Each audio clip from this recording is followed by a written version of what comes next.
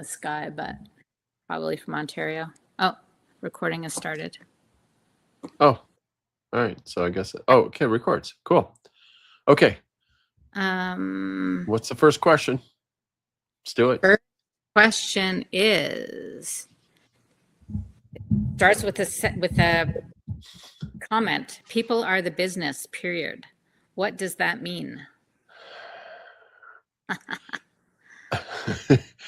What does that mean to you when somebody says people are the business? People are the business. I translate that into a question that I always ask teams is what's the most important asset in our business? And what's the answer always that I hear? People. 100% of the time. People. Our team. Our team. Yeah. The people. Why? Why do you think that is?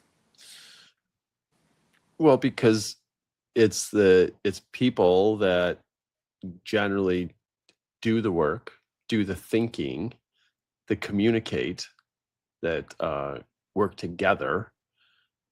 And every business I work with is there's a product or a service, and those products or services are generated by people and actually for people. Yeah. Yeah. I think I'd add, people are the ones that make the decisions. Okay. Yeah. Kind of like and in a well-run company, everybody makes decisions. Yes. Not one person. Right. Right. So we often hear CEOs say our people are our greatest asset. You just said that. Do most businesses actually operate that way, or has it become something we say because it sounds right? Let's see. I say most businesses don't actually operate that way. What do you say? Well, I say they do. It's not always a positive though, right? Like whether it's positive or negative, it always comes down to the people. I don't know that any businesses that don't run on people, but maybe they don't always treat their people like they're an asset.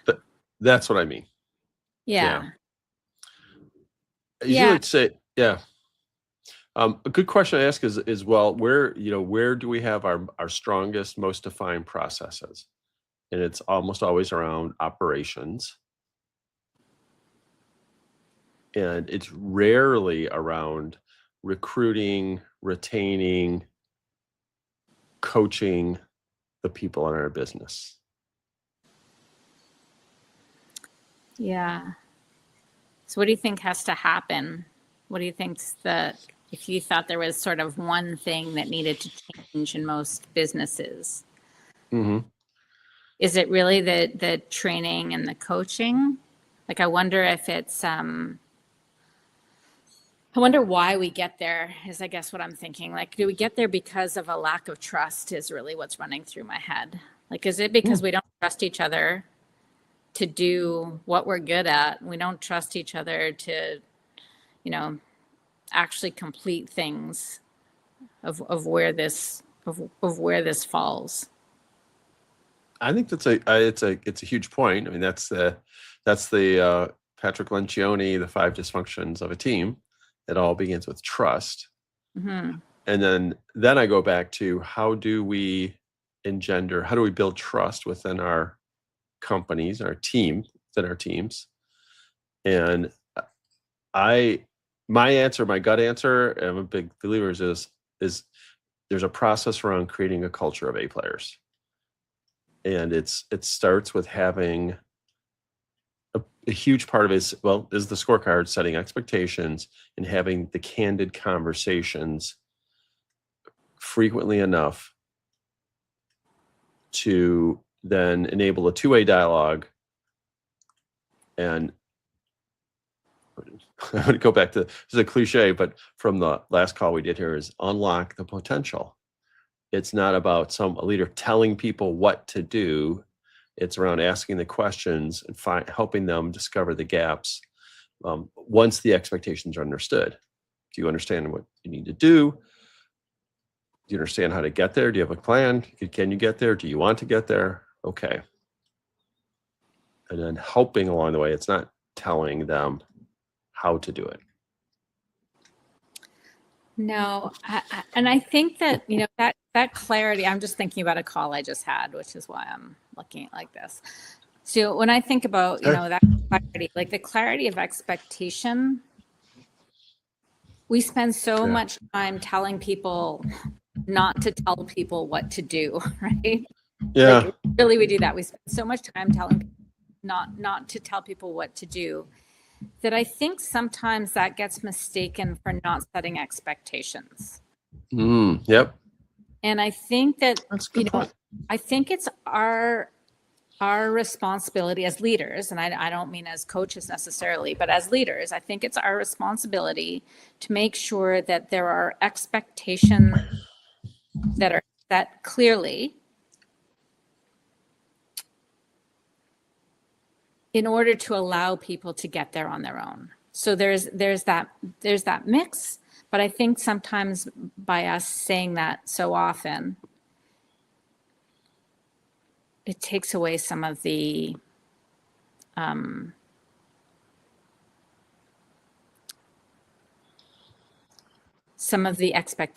expectation setting. I had a call with that today. I don't want to go into detail about it, but no, you don't want to out anyone. No. Well, you know, I believe it's pretty easy, and I hear for leaders to say, well, they're not meeting my expectations. It's not what I expected. What were you expecting? And so what I talked about with this person today is not only setting that expectation, like not just saying it, but figuring out, and this goes back to that one leading metric again, right? What's that one leading metric that we can count that's going to tell us if they're meeting that expectation or not? If you're successful or not. It's not a yes or no question. You know, it's how well are you doing? It's actual data behind it to show us, you know, black and white, and a little bit of that black and white is helpful, right? And it might take a bit 100%. To get to that leading metric, but I think that's really key. Yeah, I agree. It's you ask anybody, not anyone, but ask any sports fan for any, their favorite sport, and say, well, what's the expectation for any team at the start of a game? To win. How do they need to win? What do they need to do to win? Well, I guess it depends on this. It depends on the sport and the team. Oh, it depends on the team. Yeah, but really, for any sport. Yeah. I'm not a good team sport answer. I know. Well, here's another one. All right, so you pick me up at the airport in Vancouver, and we're gonna drive up to Whistler. Neither of us. Well, you didn't pick me up. John and I are gonna come up and go skiing with you up in Whistler next winter. And we get in a rental car at the Vancouver airport. And like, all right, well, where are we going? Well, we're going to Whistler. What are we going to do? We're going to plug it into our Google Map or Waze, and it's going to, right? It's going to say, here's the roadmap. Oh, Mara, we're expected to be there at whatever time. And then as we're driving, we're like, John, we better speed up. We're going too slow. Oh, we stopped too long back there. Mara's expecting us at dinner at 7:00 at the sushi restaurant. I don't know, but it's also delicious. I know, right? That's a good spot. But it's kind of the same thing. Like, okay, what's the expectation? The expectation is that we're going to get to this place by this time, and then what's the next step? And we're going to go to dinner together. Okay, great. But we have metrics along the way to know that we're being successful. We have metrics along the way that we're going to be successful. I also didn't tell you and John that you had to rent a car. You could have taken a bus, or you could have hitchhiked, or you could have. Yeah, there's a shuttle. Yep. That right. Yep. And and that's not. I don't need to know those details. That's true. You wouldn't have to say, go to the rental car. You didn't say, okay, go to the rental car counter, go to Hertz, tell them that, You didn't. But tell me when you're on. Tell me when you're on your way, and I'll What? meet Yeah. you. What time will you be here? I'll meet you down in the village. Yeah. Oh, that's I love that. That's great. Yeah. All right. All It's right. that easy. All That right. easy. What's next? So the biggest misconception CEOs have about building an A player team. Oh, This goes back to wow. something I think that we just talked about also. Oh, well, what is it? Go ahead. You start. Well, that because you hire great people, they're going to be A players. And that's not necessarily true. You have to give them the direction and the context, right? And I'm thinking about that of like AI too, right? We ask AI to do stuff for us. And if we don't give them context and we don't give them what the outcome needs to be, we get the expectation. So I think the biggest misconception is that if we hire the right person, they'll miraculously know how to do what we expect. Yes. Well, they're smart. They'll figure it out. Hear that a lot. They have no context. They're new. Yeah. They don't know what's in your head. Like all of that context has to be shared. Well, that would be the expectation. Because maybe John and I show up at the airport, we rent the car, and we end up at Mount Rainier. That would be bad. I don't know. Depends. If we wanted to meet you for dinner, that would be bad. If we wanted to, I don't know, there's snow at Mount Rainier, right? Be a waste of 2 border crossings. But yeah.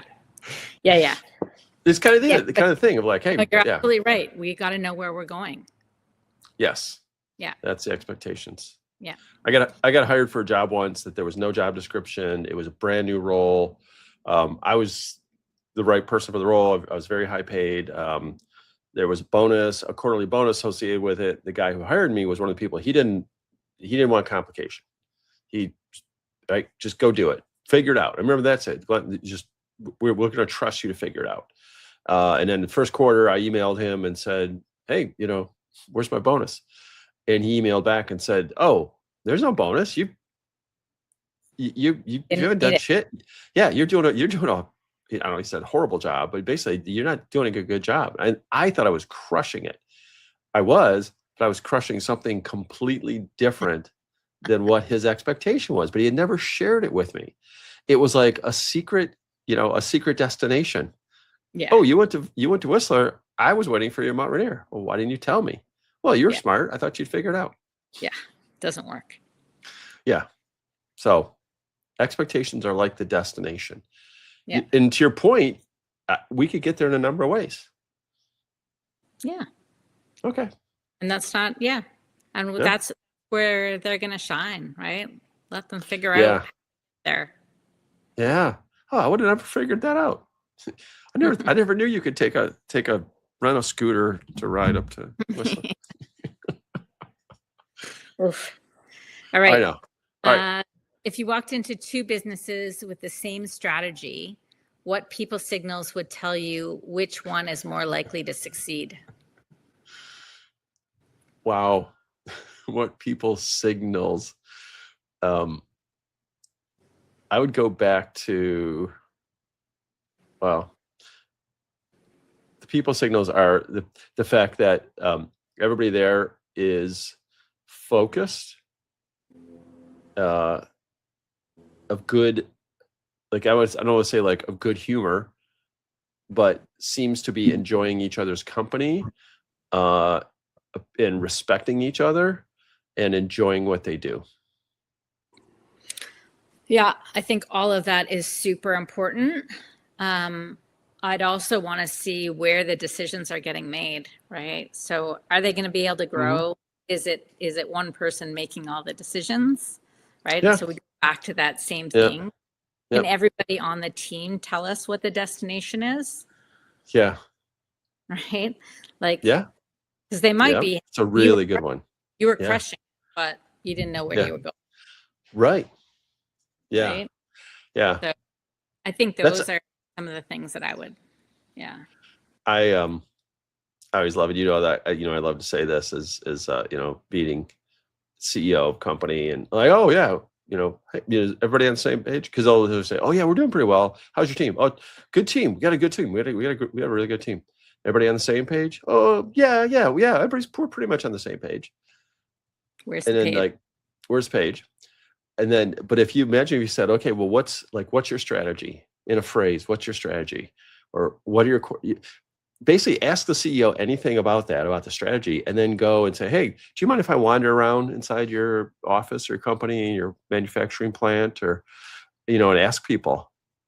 Oh yeah, go ahead. And you start asking people, on the factory floor, what are your core values? Where's the company going? What's the future of the company look like? What's the purpose of this company? And you get a lot of this. I don't know. I don't know where we're going. I ask that all the time. I hear that a lot from people who are employees of companies. Like, oh, I have no idea where we're going. I wish I knew where we're going. Yeah. Yeah. Yeah. Wish we were going to Whistler. No one ever says that. No. All right. Is that good? We done? Yeah. Well, we're done, except, we talk about 12-week program. We've got a 12-week program coming up. I'm going to let you describe it this time. All right. I think I messed it up. Yeah, I don't think you did. So I'd say the 12, when I'm describing the 12 week, was a 12-week leadership growth program. And the program is designed for businesses, leadership teams of businesses, to basically come together for 12 weeks, week on week on week, and really sharpen their leadership skills and really learn the skills and be able to take away, how do they create the accountability for themselves and their teams? How do they clearly communicate that accountability? And how do they keep themselves and their people, and themselves as a team, themselves as individuals, and their team on track towards pursuing the vision and strategy of the company in a unified, cohesive way? So basically working towards what we've talked about is have anybody in the company understand where we're going, why we're going there, how we're going to get there. So what are those aspects of the strategy? And then what do they need to do? Awesome. I love that. You did a much Good. better than I did. Thank you. Well, that's all right. You went first. Thanks. So I got to learn from that. All right. Awesome. All right. Talk to you soon. Thanks. Bye.